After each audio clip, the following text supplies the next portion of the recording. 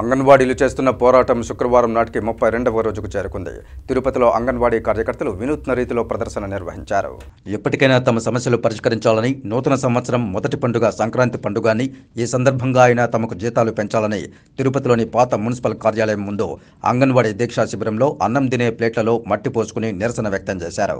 తమ కుటుంబాలు కనీసం పండుగలు జరుపుకోవాలన్నప్పుడైనా జీతాలు పెంచాలని వినూత్న రీతిలో సిఐటియు, ఐఎఫ్టియు ఆధ్వర్యంలో నిరసన వ్యక్తం చేశారు.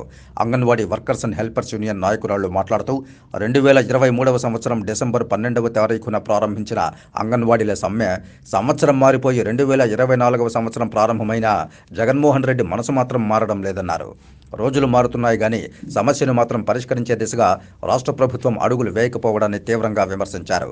సంవత్సరం ప్రారంభంలో వచ్చే పండుగ అతిపెద్ద పండుగ సంక్రాంతి అని, అంగన్వాడీ అక్కచెల్లెమ్మలందరూ తమ కుటుంబంలోని పిల్లలు, పెద్దలు కుటుంబ సమేతంగా బంధువులతో జరుపుకోవాల్సిన పండుగను అంగన్వాడీ దీక్షా శిబిరంలోనే జరుపుకునే విధంగా చేయొద్దని ఈ సందర్భంగా తెలియజేశారు.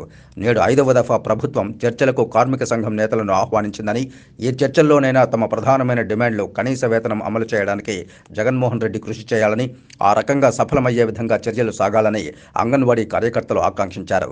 ఒకవేళ చర్చలు సఫలం కాని పక్షంలో భోగి, సంక్రాంతి పండుగలు సైతం దీక్షా శిబిరంలోనే జరుపుకుంటామని ప్రభుత్వాన్ని హెచ్చరించారు. నన్ను వేడుకుంటా ఉన్నాం, ఏమయ్యా మేము పండగ పూట కూడా మట్టి తినమని చెప్తా ఉండవా? మాకు మట్టి తినేసి మేము పండగ జరుపుకోవాలన్నా? మాకు కనీసము జీతాలు అనేది నువ్వు పెంచవా? ఈరోజు జరగబోయే చర్చల్లో అయినా మాకు సానుకూలంగా స్పందించి మేము అడిగినటువంటి కనీస వేతనం మాకు ఇవ్వాలి, గ్రాడ్యుయేట్ అమలు చేయాలి, మా కోరికలు కనీసము తీరుస్తామని మేము దేవుణ్ణి ప్రార్థిస్తా ఉన్నాం. వర్గము అంగన్వాడీలకు చర్చలు జరుపుతున్నది. మేము ఈరోజు ఏమనగా గంగమ్మ తల్లిని, తిరుపతి గంగమ్మ తల్లిని ఏ విధంగా గుడిని టీటీడీలో కలిపారో ఎంతో వైభవంగా చేసి రాష్ట్ర ప్రజలు తిరుపతి వైపు చూసిన విధంగానే అంగన్వాడీలకు కూడా ఈరోజు జగనన్న మనసు మార్చి జీతాలు పెంచే మంచి విజయాన్ని, మంచి శుభవార్తను వింటామని మేము గంగమ్మ తల్లికి కుండలెత్తుకొని బయలుదేరుతున్నాము.